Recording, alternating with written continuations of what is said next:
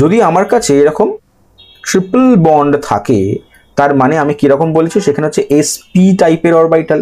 তাহলে sp মানে হচ্ছে সেখানে কার্বন আর কার্বনের যে ইলেকট্রনস গুলো তাদের নিউক্লিয়াসের খুব কাছাকাছি থাকে, কিন্তু অনেকটা নিউক্লিয়াসের কাছাকাছি আছে, অর্থাৎ তাদেরকে স্ট্রংলি বাউন্ড করে রেখেছে নিউক্লিয়াস, মানে নিউক্লিয়াসের সঙ্গে তারা কিন্তু হাইলি অ্যাট্রাক্টেড।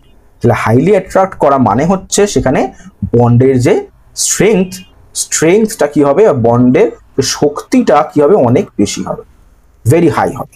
তাহলে বন্ডের স্ট্রেংথ যদি খুব বেশি হয় তাহলে কিন্তু মোটামুটি আমরা বলতে পারি যে sp হাইব্রিডাইজ যে বন্ডগুলো সেগুলো খুব স্ট্রং হয়। তাহলে sp2 তার থেকে একটু কম হবে, আর sp3 হবে তার থেকে আরো কম। ওকে, sp খুব বেশি স্ট্রং, বন্ড স্ট্রেংথ খুব বেশি, বন্ড স্ট্রেংথ বেশি হলে বন্ড লেন্থ খুব কম হচ্ছে। আর যদি আমার কাছে sp3 বলি তার আবার বন্ড স্ট্রেংথ খুব কম, তাই জন্য বন্ড লেন্থ খুব বেশি হচ্ছে। আর sp2 তাদের মাঝামাঝি, তাই জন্য ওটার ক্ষেত্রে কি হচ্ছে, দুজনেরই একটা ইন্টারমিডিয়েট ভ্যালু থাকছে।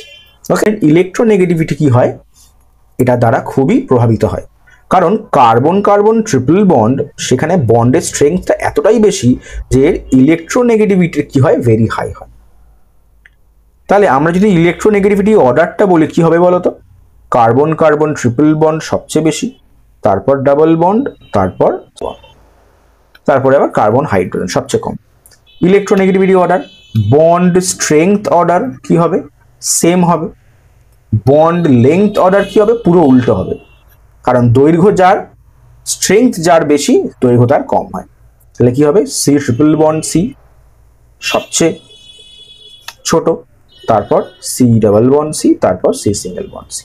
ঠিক আছে, তো এইরকম ভাবে কিন্তু আমরা অর্ডারগুলো সাজাতে পারি। তাহলে bond length is inversely proportional to bond strength, এটা আমরা বলতে পারি। এটা কিন্তু